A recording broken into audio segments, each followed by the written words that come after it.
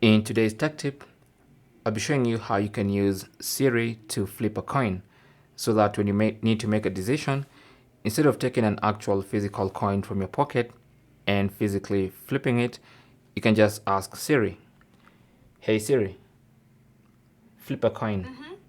It's tails. "Hey Siri, flip a coin."